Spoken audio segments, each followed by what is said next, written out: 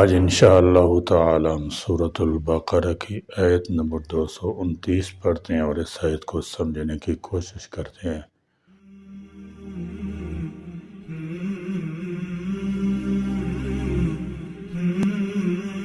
اعوذ باللہ من الشیطان الرجیم، بسم اللہ الرحمن الرحیم۔ الطلاق مرتان فإمساكم بمعروف أو تسريح بإحسان ولا يحل لكم أن تأخذوا مما آتيتموهن شيئا إلا أن يخافا ألا يقيما حدود الله فإن خفتم ألا يقيما حدود الله فلا جناح عليهما فيما افتدت به تلك حدود الله فلا تعتدوها ومن يتعد حدود الله فأولئك هم الظالمون۔ الطلاق طلاق رجی مرتان دو بار ہے، فإمساكم پھر روک رکھنا ہے، بمعروف دستور کے مطابق، او تسریح یا رخصت کرنا ہے، بإحسان حسن سلوک کے ساتھ، ولا یحل اور نہیں حلال، لکم تمہارے لیے، ان یہ کہ تاخذو تم لے لو، مما اس مال میں سے جو آتیتموہن تم نے دیا ان کو، شیئن کچھ بھی، الا مگر، ان یہ کہ یخافا وہ دونوں اس بات سے ڈریں، اللہ کہ نہ، یقیما وہ قائم رکھ سکیں گے، حدود اللہ اللہ کی حدود، فین پھر اے مومنو اگر، تم خوف کھو اس بات سے، اللہ یقیما کہ نہیں وہ قائم رکھ سکیں گے، حدود اللہ اللہ کی حدود، فلا جناح تو نہیں گناہ، علیہما ان دونوں پر، فیما اس مال میں جو، افتدت اور اس خلا کے فدیے میں دے، بھی اس کا، تلک حدود اللہ یہ اللہ کی حدود ہے، فلا پس نہ، تعتدوہا آگے بڑھو اس سے، ومن اور جو کوئی، یتعدی آگے بڑھتا ہے، حدود اللہ اللہ کی حدود سے، فاولئک پس وہی لوگ، ہم الظالمون ہی ظالم ہیں۔ نکاح میاں بیوی کے درمیان ایک دائمی اور اجتماعی معاہدہ ہے جسے مرتے دم تک نبھانے کا ارادہ کیا جاتا ہے۔ جب تک نکاح کا معاہدہ طے نہیں پا جاتا، اس معاہدہ کے فریقین یعنی مرد اور عورت کے اخلاق کی چھان بین کی جاتی ہے کہ وہ ایک دوسرے کو کس حد تک قابل قبول ہیں۔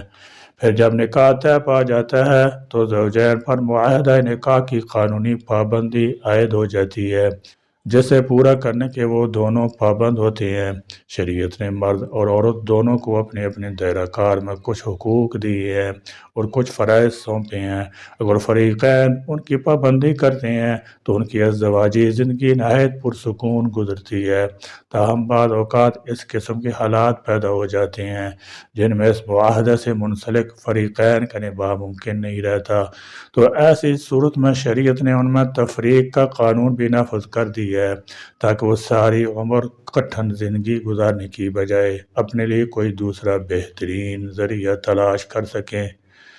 فرمایا الطلاق مرتان طلاق دو بار تک ہے۔ یہ آیت ایک عورت کے متعلق نازل ہوئی جس نے سرکار دو عالم صلی اللہ تعالی علیہ وسلم کی خدمت میں حاضر ہو کر عرض کیا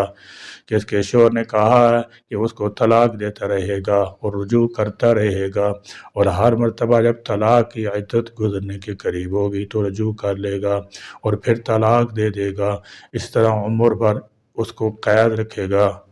اس پر یہ آیت نازل ہوئی۔ الطلاق مرتان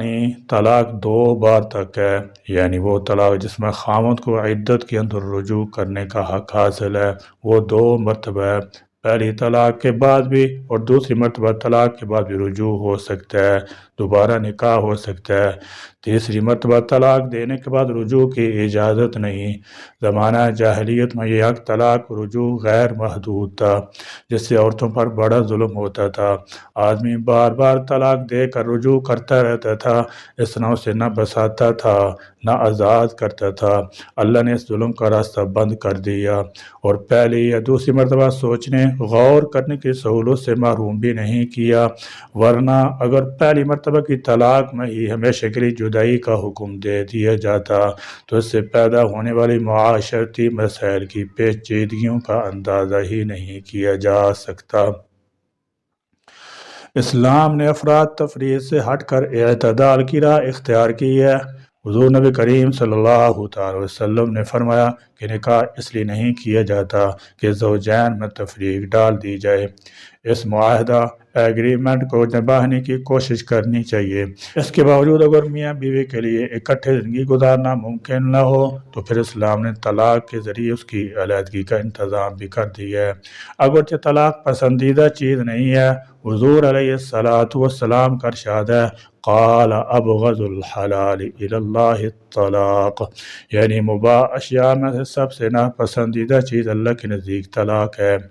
تاہم ضرورت کے تحت اس کی اجازت ہے۔ طلاق کی صورت میں اسلام نے ایک اور ضروری قانون عدت کا دیا ہے جو دوسرے مذاہب میں نہیں ہے۔ اس کا مطلب یہ ہے کہ طلاق کے بعد عورت ایک خاص مدت تک دوسرا نکاح نہیں کر سکتی۔ اس کا مقصد تحفظ نسب ہے تاکہ پیدا ہونے والی اولاد کا نسب مشکوک نہ ہو جائے۔ طلاق کے بعد اگر عورت فوراً دوسرا نکاح کر لے تو بچے کے نسب پر شبہ ہو سکتا ہے کہ پہلے خاوند کا ہے یا دوسرے کا، اور اس طرح کئی پیچیدگیاں پیدا ہونے کا احتمال ہے۔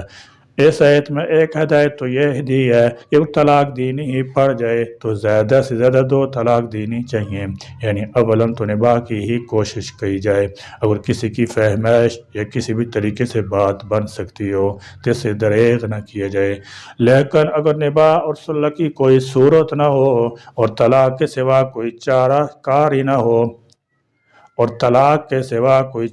نہ رہے تو طلاق دینے کا بہتر طریقہ یہ ہے کہ عورت کو پاکی کی حالت میں ایک طلاق رجعی دے دی جائے۔ ایک طلاق کے بعد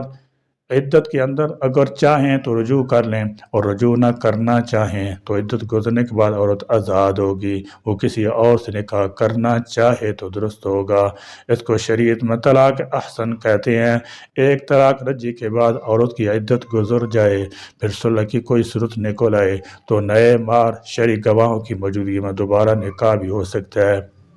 ایسی صورت میں آئندہ 2 طلاقوں کا حق حاصل ہوگا۔ بیک وقت 3 طلاق دینا شرعاً سخت ناپسندیدہ ہے، اس لیے بیک وقت 3 طلاقیں نہ دی جائیں، لیکن اگر 3 طلاقیں ایک ساتھ دے دی جائیں تو بھی واقع ہو جاتی ہیں، اور 3 طلاق کے بعد رجوع کی گنجائش بھی نہیں رہتی۔ ہمارے زمانے میں لوگوں کی ایک بڑی تعداد دونوں صورتوں میں الٹا چلتی ہے، طلاق دینے میں بھی غلط طریقہ، بیوی کو رکھنے میں بھی غلط طریقہ۔ اللہ تعالیٰ ہدایت عطا فرمائے۔ اگر زوجین میں نبھاؤ کی کوئی شکل نہ رہے اور شوہر کے بلاو طلاق دینے پر آمادہ نہ ہو تو عورت کے لیے یہ راستہ تجویز کیا گیا ہے کہ وہ خلع کی پیشکش کر کے اپنے کو آزاد کر لے۔ اسی بات کو قرآن کریم کی اس آیت میں ارشاد فرمایا گیا وَلَا يَحِلُّ لَكُمْ، اور تمہیں حلال نہیں۔ یہاں بوقت طلاق عورت سے مال لینے کا مسئلہ بیان کیا جا رہا ہے۔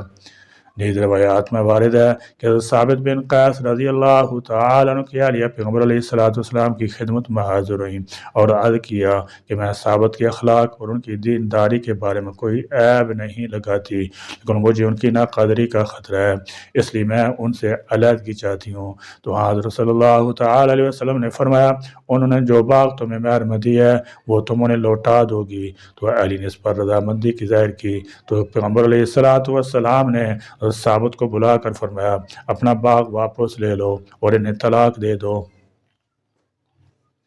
خلا کا مطلب ہے کہ جس طرح میں وقت ضرورت مرد کو طلاق دینا جائز ہے، اس طرح اگر عورت نباہ نہ کر سکتی ہو تو اس کو اجازت ہے کہ شوہر نے جو مہر وغیرہ دی ہے اس کو واپس کر کے اس سے گلو خلاصی کر لے، اور اگر شوہر آمادہ نہ ہو تو عدالت کے ذریعے خلا لے لے، اور عدالت کے ذریعے جو خلا لیا جاتا ہے اس کی صورت یہ ہے کہ عدالت اگر محسوس کرے کہ میاں بیوی کے درمیان موافقت نہیں ہو سکتی تو عورت سے کہے کہ وہ اپنا مہر چھوڑ دے، اور شوہر سے کہے کہ وہ مہر چھوڑنے کے بدلے اس کو طلاق دے دے، اور اگر شوہر اس کے باوجود بھی طلاق دینے پر آمادہ نہ ہو تو عدالت شوہر کی مرضی کے بغیر خلا کا فیصلہ نہیں کر سکتی، خلا سے ایک بائن طلاق ہو جاتی ہے، اور میاں بیوی کے درمیان مصالحت ہو جائے تو نکاح دوبارہ کرنا ہوگا۔ طلاق اور خلا میں فرق یہ ہے کہ خلا کا مطالبہ عموماً عورت کی جانب سے ہوتا ہے،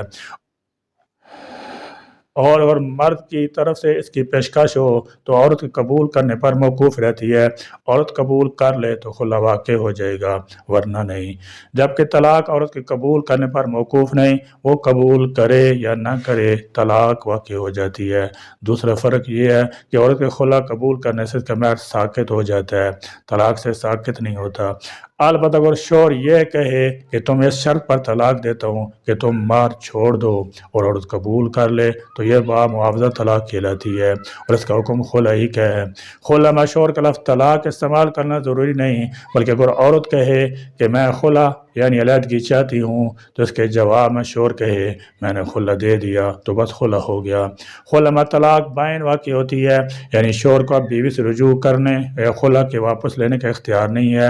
ہاں دونوں کی رضامندی سے دوبارہ نکاح ہو سکتا ہے۔ اگر شوہر خلا نہ دے تو عورت عدالت سے رجوع کرے اور اپنا نکاح شوہر کا نان نفقہ نہ دینا شہادت سے ثابت کرے، عدالت تحقیقات کے بعد اگر اس نتیجے پر پہنچے کہ عورت کا دعویٰ صحیح ہے تو عدالت شوہر کو حکم دے یا تو اس کو حسن و خوبی کے ساتھ آباد کرو، اس کا نان نفقہ ادا کرو، یا اس کو طلاق دو، ورنہ ہم نکاح فسخ ہونے کا فیصلہ کر دیں گے۔ اگر عدالت کے کہنے پر بھی وہ نہ تو آباد کرے اور نہ طلاق دے تو عدالت خود نکاح فسخ کر دے۔ علماء فرماتے ہیں کہ اگر شوہر کی طرف سے زیادتی ہو تو خلا پر معاوضہ لینا مکروہ ہے، چاہے تھوڑا لے یا زیادہ، اور اگر زیادتی عورت کی طرف سے ہو تو پھر شوہر کو چاہیے کہ جتنا مہر میں دیا ہے صرف اتنا ہی لے، اس سے زیادہ لینا مکروہ ہے، پھر بھی اگر زیادہ طے ہوا تو زیادہ ہی دینا پڑے گا۔ الغرض اس آیت میں وقت طلاق عورت سے مال لینے کا مسئلہ بیان کیا جا رہا ہے، اس کی دو صورتیں ہیں، پہلے یہ کہ شوہر اپنا دیا ہوا مال واپس لے، اور یہ بطور خلا نہ ہو، یہ صورت تو سراسر ناجائز حرام ہے۔ یہ مضمون سورہ نساء کی آیت نمبر 20-21 میں بھی ہے، وہاں فرمایا کہ تم بیویوں کو ڈھیروں مال بھی دے چکے ہو تو طلاق کے وقت اس سے لینے کی اجازت نہیں۔ دوسری صورت یہ ہے کہ عورت مرد سے خلا لے، خلا میں عورت مال ادا کرے، اس صورت کی اجازت ہے۔ آیت میں جو فرمایا کہ عورت کے فدیہ دینے میں کوئی حرج نہیں، اس سے یہی صورت مراد ہے، لیکن اس صورت میں بھی یہ حکم ہے کہ اگر زیادتی مرد کی طرف سے ہو تو خلا میں مال لینا مکروہ ہے، اگر زیادتی عورت کی طرف سے ہو تو مال لینا درست ہے،